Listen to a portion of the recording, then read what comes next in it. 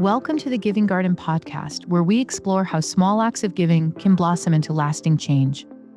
I'm your host, Martina Halloran, founder of The Giving Garden and CEO of Dr. Hauschka Skincare USA. In each episode, we highlight the power of giving, whether it's time, kindness, or resources, and how these acts can transform both lives and whole communities. Join me as we explore the ripple effect of giving and its lasting impact. Today's guest is someone who has spent her life cultivating beauty, equity, and opportunity in one of the world's most influential industries, the art world. Sara Cardona Kay is a respected art dealer, entrepreneur, and advocate with more than 25 years of experience spanning museums, auction houses, and private galleries. Her career has taken her from curating old masters to champion contemporary voices, all while holding space for excellence, integrity, and bold creative vision. But her work doesn't stop at the gallery doors. Sara is also the founder and chief creative officer of POWarts, the professional organization for women in the arts, a vital collective that empowers, educates, and mobilizes women across the visual arts landscape. Through this work, she's building not just a stronger art world, but a more just and inclusive one.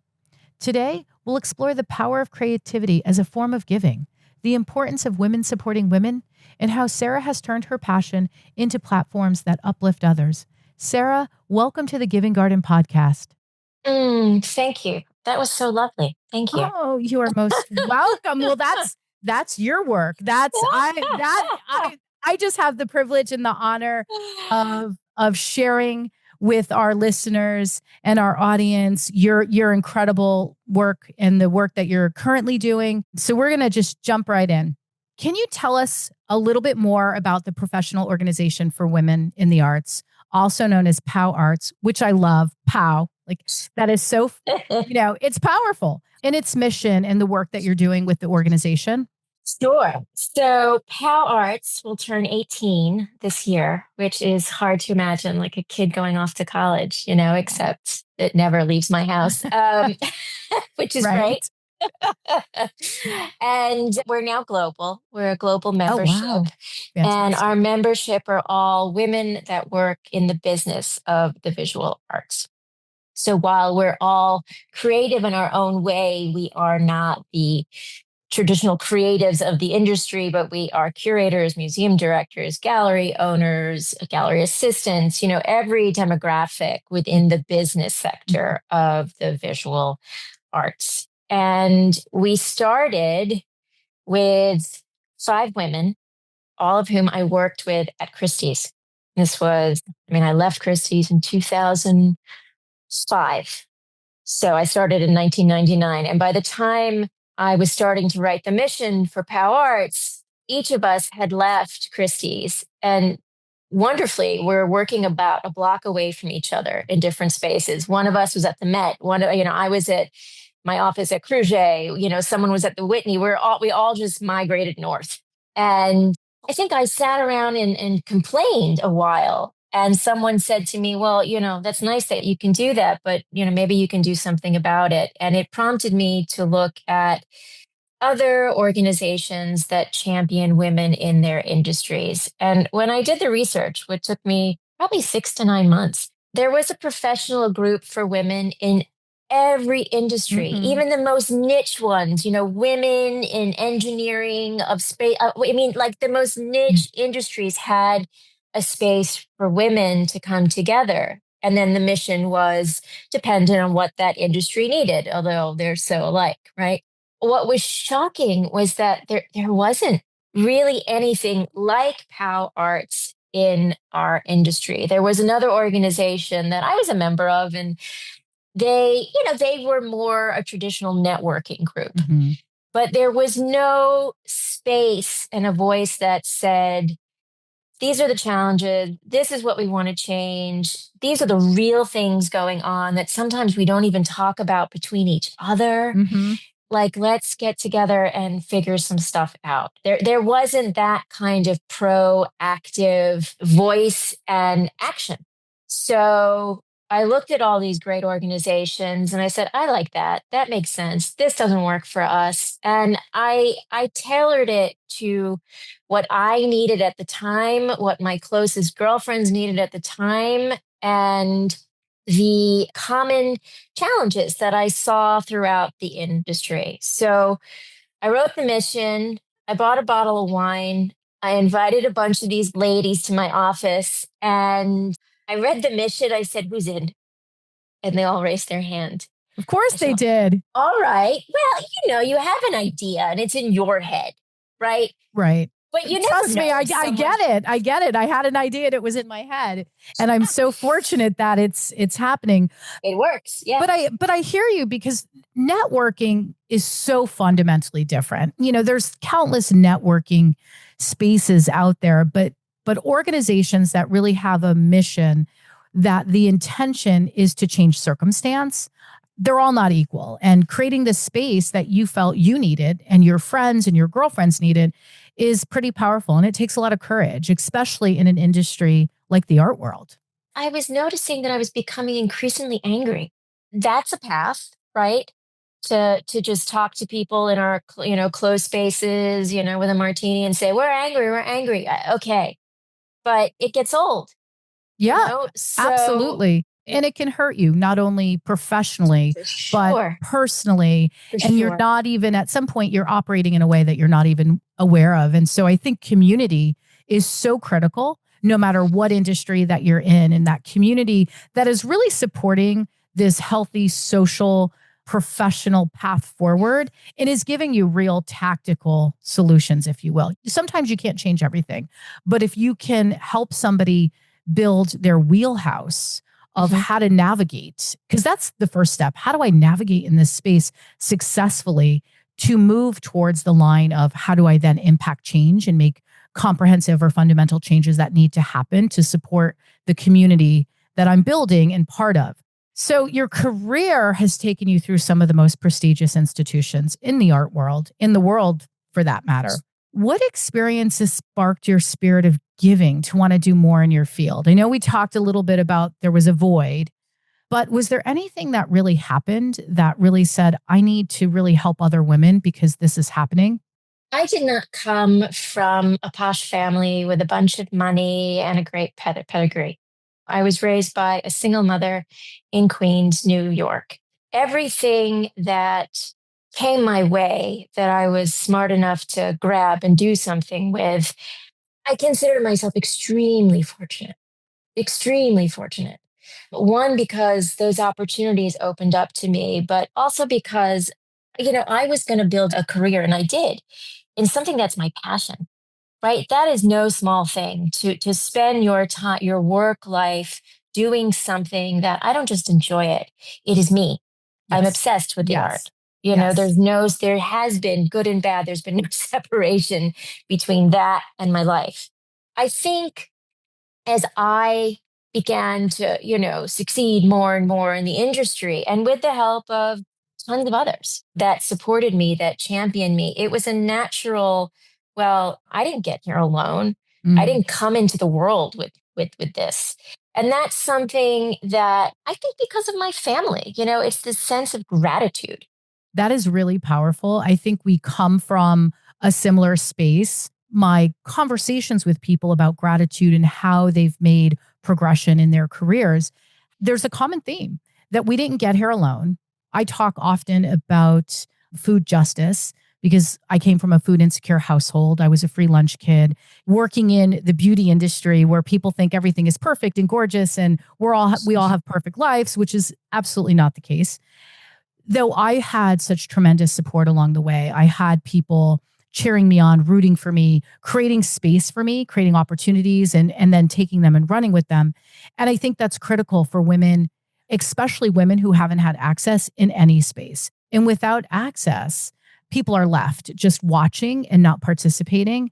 The idea of what you're doing in your organization is so exciting because you are coming from a place of passion. And I think passion can drive people to the finish line. This wasn't just a professional network. Clearly, it was a call to action. What are you hoping to give women? What do you feel is really missing right now? Like, you've been on this journey for 18 years.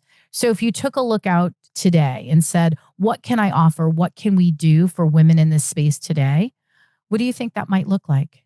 I think permission is a big deal at any age at any spot in your career, any place in your life, having women around you to give you permission, because we're not given that in the No, outside world. no. Quite the opposite. Not only not given permission, but we're told no, no, no, doubt yourself, doubt everything around you, clamp it down, like all of that.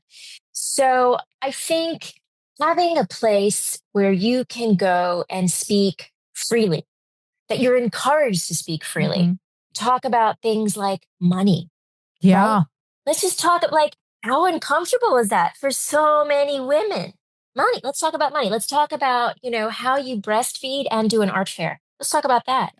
Let's talk about you didn't know how to negotiate your salary or someone was harassing you in the office. As you said, these can be very practical tools, right? So that's another thing. I think it's the permission to say what you need to say, a space to be witnessed, just witnessed. You tell a woman something and she listens to you, that can make all the difference. I've had so many amazing encounters, but I can remember sitting with a woman who is just heroic in my field. And I was in the back of her car and I was telling her a story about being sexually harassed by a client. She had a comeback that was so her own, but so good and so funny. I never would have thought of that, and she just said it.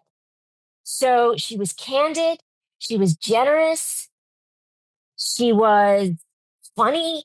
She shared her tool, all of those things. And she made it lighter. And she made me feel like, oh, I could say something like that.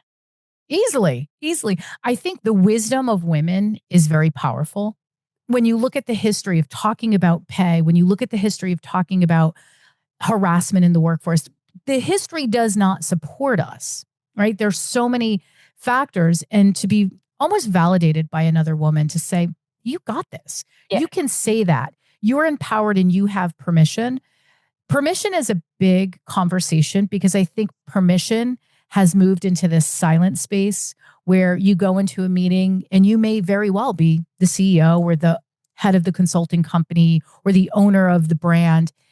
And people will direct conversation to other people. When you are really the decision maker in the meeting, they are silently shutting down your permission because they don't want to be exhausted by saying something to you. Women today are finding their voice in a different way.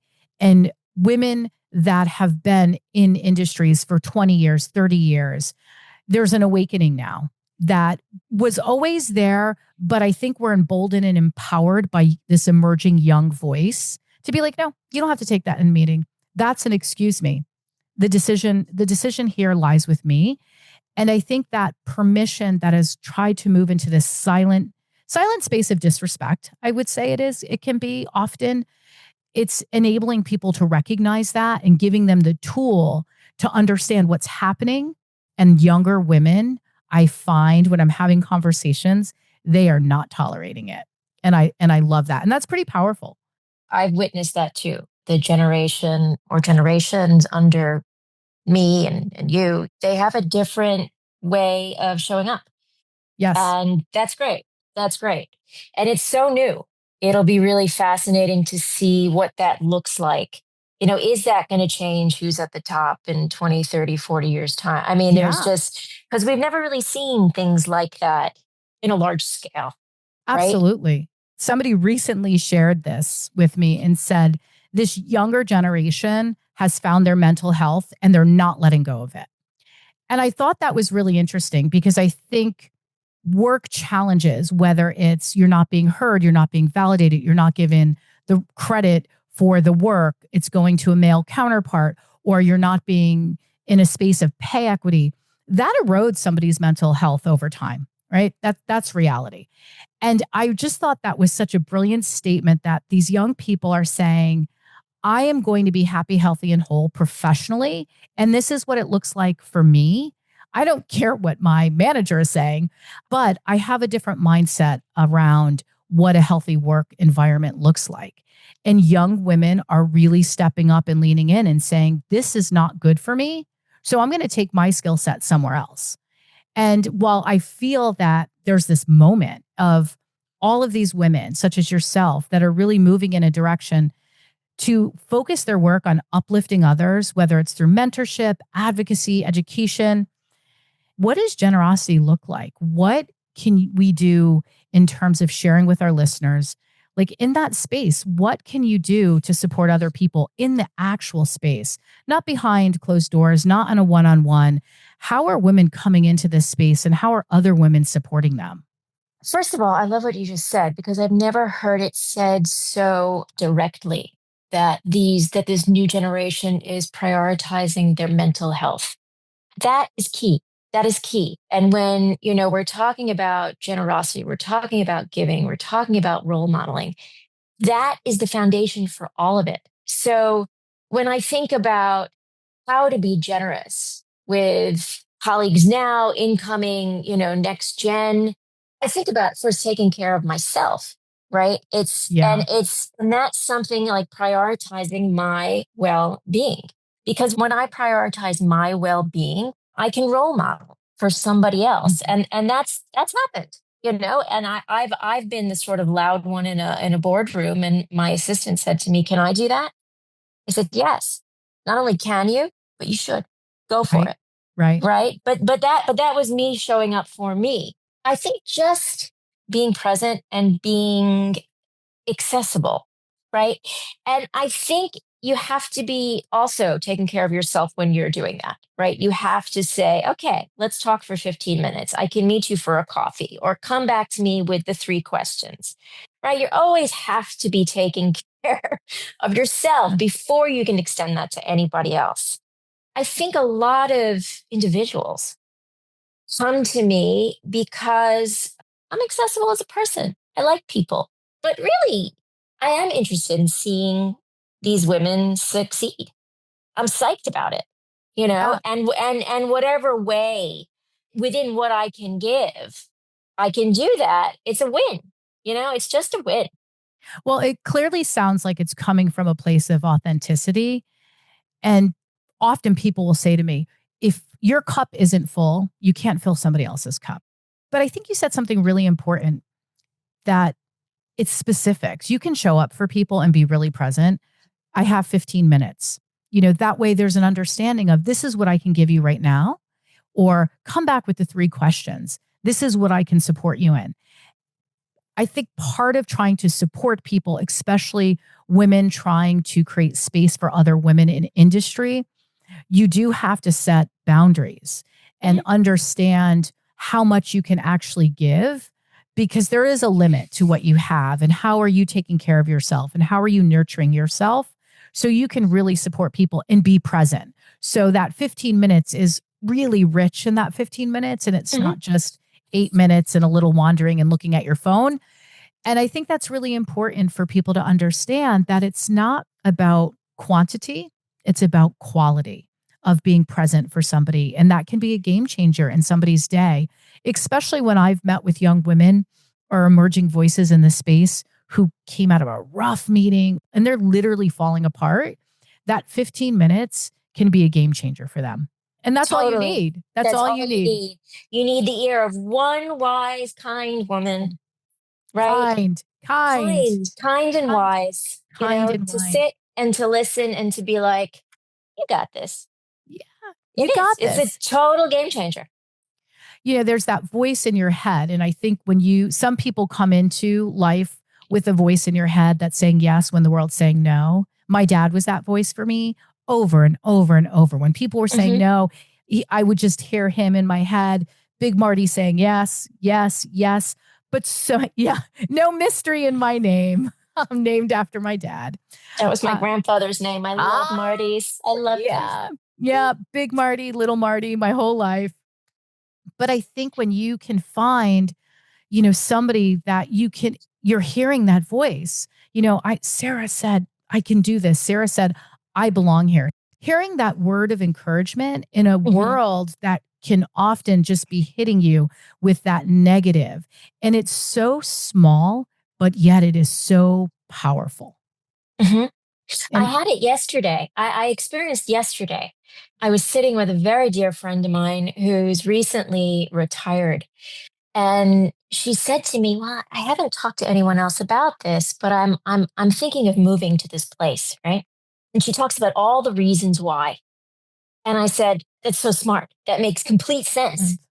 And And she goes, "Really?" I was like, "Of course. But first of all, you've been talking about this place for I don't know how long. You just gave me a list of all the reasons why this is going to excite you, right?" And I said, what's stopping you from thinking that this is going to happen? Because to me, I see it very clearly. And she said, "Well, there are people in the community that probably won't support this decision." And I said, "Well, that's not your community." yeah, exactly. That's exactly what I'm That's not thinking in my your head. Those are not community. your people. Those And are not your she people. said to me, "But Sarah, you don't understand. You're so generous." I said, "Generous?" I said, "I'm psyched for you. You call that generous? Okay, I accept it." But I guess that's the reality, the generosity of rooting for somebody else, of the Mm. generosity of our encouragement, the generosity of like, yeah, I can see that vision. Are you kidding? Of course, go for it. Do you And need help? finding that joy in somebody else's success, the more, we have this conversation, I'm dialing in my head. Too often, I think people cannot find the joy for other people, specifically women. Women can be tough on other women. Yeah. And I try to ground myself in, if this makes sense for this person, if this is their path, it doesn't matter what my path would be, but is this a really great thing? Let's celebrate that. Let's create this space for her to move forward and really go for what it is that she is looking for and that is going to fill her cup. But being able to kind of accept what somebody is doing, I think that's a hard thing often for women, because sometimes it comes from a place of, I wish I could do that. Well, that's exactly what I was going to say. And going back to what we said like 10 minutes ago, I can exercise that because I do it for me. Yeah. And I've Yeah. always Yes. done it for me, even when it has looked scary and messy. And people are like, "That's a bad idea." When someone says that's a bad idea, I'm always like, I'm Yeah, onto and something. that's you're onto Like something. if I got Absolutely. someone that upset that I am about to hit something really Yes. golden. Why we're even talking about it is because that is not what we're taught. We're not given those tools. They take the tools and they say, "No, That here's self-doubt. Here is scarcity mindset. Here yes. is, all those things. Here's starvation." Oh man, hate that Yeah. one. Like they just give you the wrong tools. And there's a reason that they do.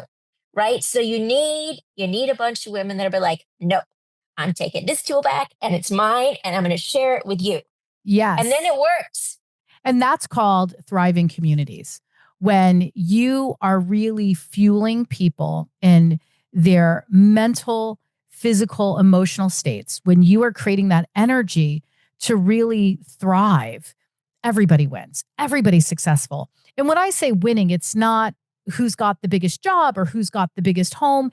It's about having this space of just feeling really great in your own skin, Totally. going to a role or a job or a position every single day that you say, I love this. I am here. I am present. I am going to make impact. There is this real space for conversation to talk about what it is that I want, what it is that my ambition is, because those are things that have not been encouraged for women. Are there other women that are giving back and trying to affect change and impact the lives of other people? Totally. Totally. I mean, what I've noticed is, women who are in the industry, even like 10 years, which is not a huge amount of time, but it's substantial enough. They are totally interested in seeing the next gen succeed. Totally. I think what happened very early on in the history of Pow Arts is that we became known as the place for next gen, which I love because it was purposeful, but it wasn't. It was rooted in a spirit of generosity. I mean, that was when I wrote the mission, there was actually like a philanthropic. I mean, when I did actually thinking about having a philanthropy arm, but the language around it was about giving back, right? So I think it naturally attracted women that were 10 years plus in the field, right, to come and start having that conversation. And it also made space for all these young women. We had women in like high school. Oh, Um, wow. yeah, I Yeah. mean, I'm all for it. Like, because the earlier you start talking about these things, the better off you're going to be, the better well armed you're going to be. The art world, especially, sadly, because it's luxury, because it's opaque, because it's rooted in all the things that we know it's rooted in, Hmm. it's that not only does not lend itself, but it prides itself on this sense of hierarchy. And I was like, that's exactly the kind of thing that's going to keep us behind. That's the exact thing that's going to keep us smaller, less successful, all those things that nobody wants to have. Well, some people want to have it, but we don't. So I just wanted to see something different. I wanted to see a place for this young gen to come in, to have a space. It wasn't nomination based. It wasn't, who do you work for? It wasn't who is Forget it. You have to be building a career in a particular sector of the visual arts and the business side of it. And we explained very clearly what that is, right? Or you have to be established in that, or you have to be in between jobs. Like there is a criteria. You have to buy into our values. You have to believe in those values. Well, that's a You know, given. That's a given. If somebody's it's going to come to a group like this, you would hope that they are looking to build their wheelhouse of tools and skill sets, because so many of the things you've talked about, any woman could benefit from, really. And you can totally, translate that. If somebody decided to leave the art world, the really incredible thing about what you're doing is she can translate those skills and totally. those tools into other areas. You've built this incredible career that balances private art consulting with public facing advocacy, which is really interesting. Where does giving fit into both of these worlds? Because you've said some pretty interesting things about the art world. It is a luxury business. It's inferred that they're meant for certain people. So where does this intersect and how does it fit? And how do you find the space to connect the two? It's complicated. It's very complicated. Yeah. You just brought something very complicated to the table, which I'm glad you did because most people don't. And it is something that, well, I've had to navigate for decades. The truth is, I made a decision very early on in my career that I'm interested in the commercial side. I like to make money. I do not want to starve. I do not want to be uncomfortable financially. I like to make money, which is why I went in the commercial sector. Hmm. It's why I'm an art dealer. It was purposeful. And I also started this nonprofit, which, if I had to do it again, I'm not sure the structure would be the way that I created it, but that was my mindset then. Fine, putting that aside. Because I was in such like a high stakes spot within the commercial sector, I did a couple of things to find balance for myself and to find health, a Yeah. real Yeah. healthy place for myself personally, but I also think one that the field would benefit from overall, right? So having this nonprofit and giving back and encouraging others in the industry, although it didn't take much, the women that joined, quickly, they were like, of course I'm in. That didn't take a lot. But in the commercial side, it's difficult. And it's difficult because obviously we're a business, but it's difficult for another reason. The art market is the only unregulated legal Mm. industry. Wow. I mean, I did can you not know that. imagine? Can Nope. you imagine what that means internally? Can you imagine the Wild West? Free for, I was just thinking free for all. It's so complicated. Now, to make it even more complex, the majority of my clients historically and today are older men. I would say like 95% of my clients are older men. What do you do with that? So one day I said to one of them, I told him about the thing, and he goes, are female art dealers really a community in need? I said, well, listen, I didn't say that we're in need, Need. like, come on. However, could things be better for us? Of course. But I speak for any woman in any industry, right? It's Yes. universal. As you said, what I'm saying applies to any female listening into this conversation, no matter where she is in the world and what she's doing.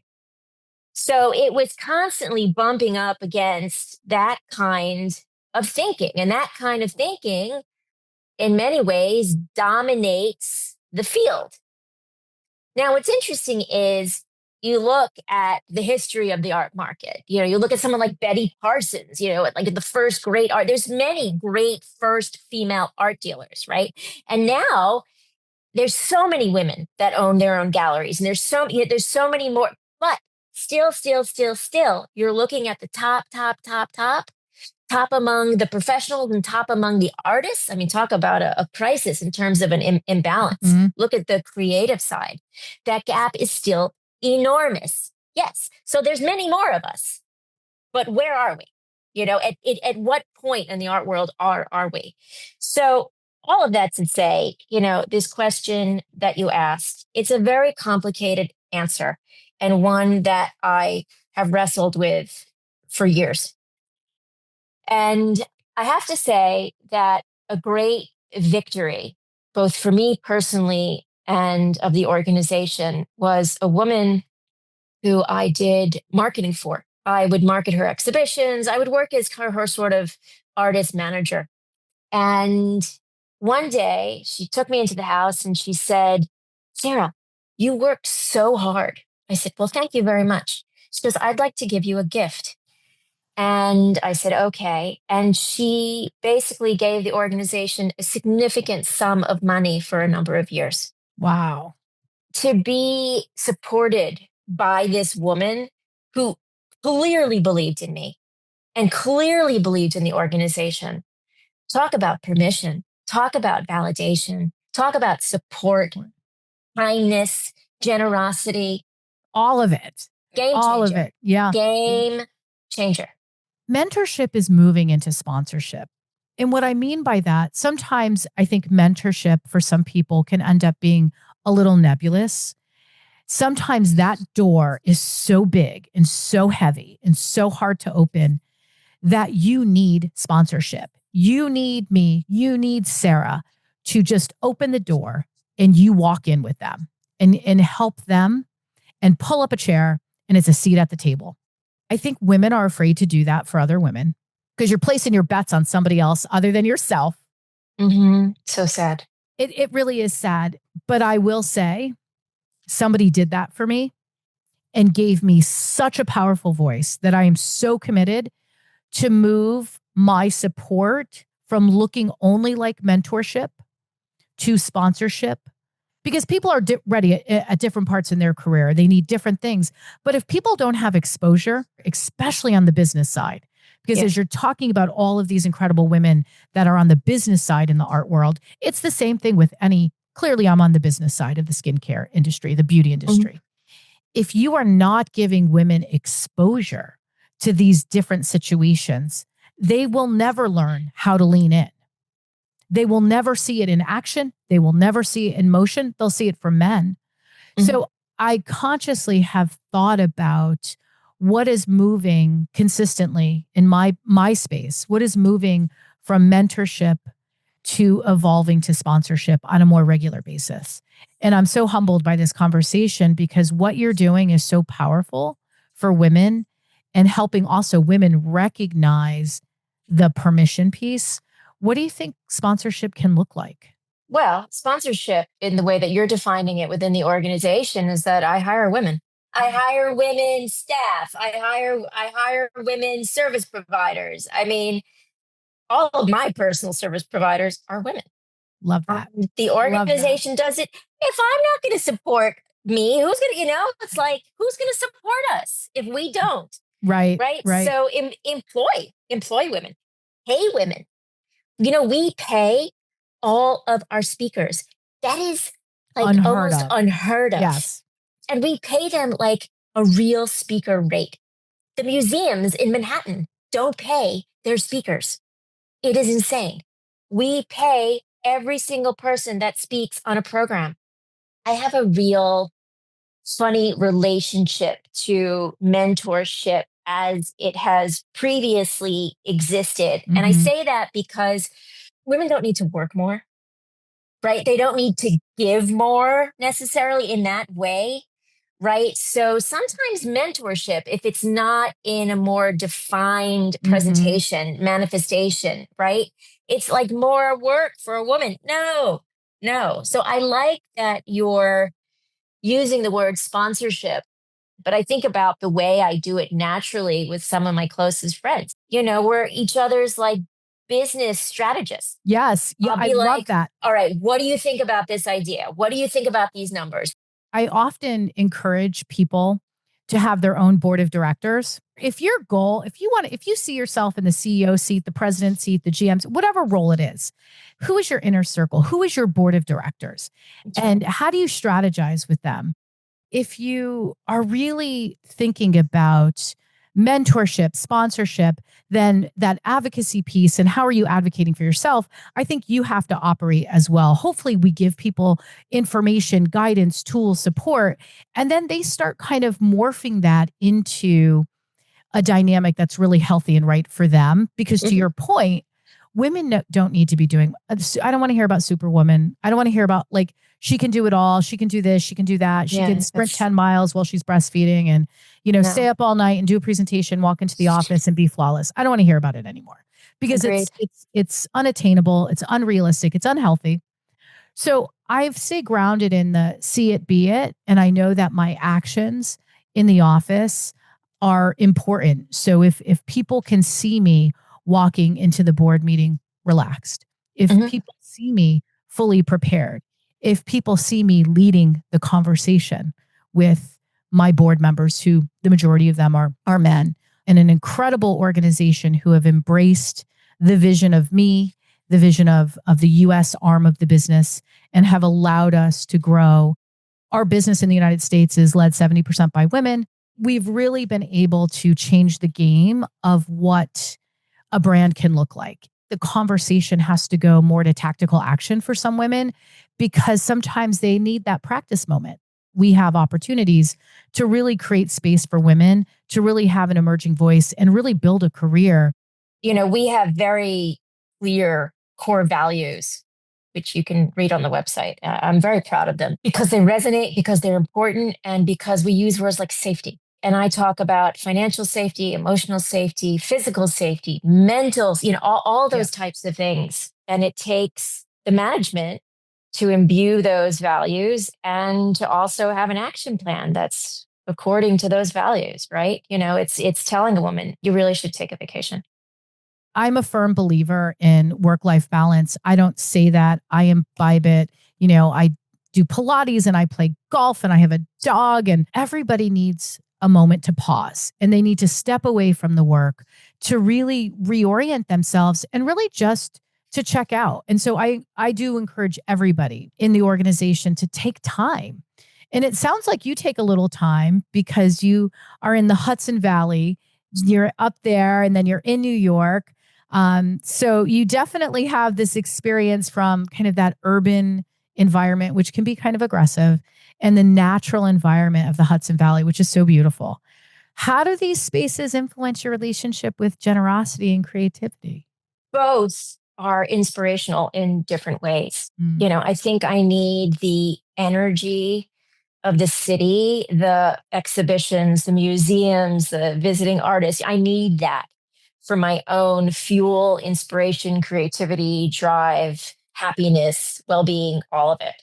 And I also need stillness and Mm. quiet and trees and small rabbits and, 2 dozen deer in the field and a porch to just drink my coffee and a place to grow things. I don't really know what happened. There's no reason for it because I grew up, in an apartment in New York. Why I have such a green thumb is, just a miracle. But I do.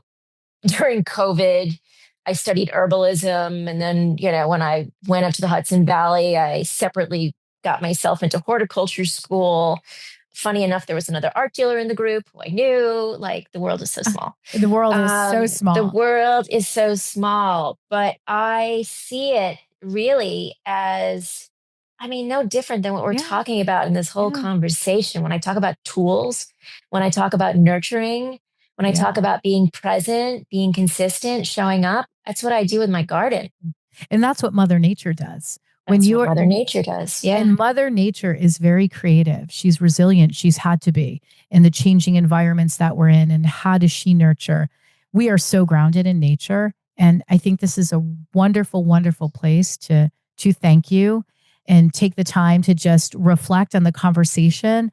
I think you are doing such incredible work. And I hope this is not our last conversation, because I'm interested and I want to hear more. And I have so many more questions, but we'll have to leave it at that. This was such fun. Thank you. Thank you for listening to the Giving Garden podcast. I hope you're leaving inspired, because even the smallest act can spark positive change. If you've enjoyed today's episode, don't forget to like, subscribe, and share. The Giving Garden podcast is produced by Edwin Batista and edited by Stephen West.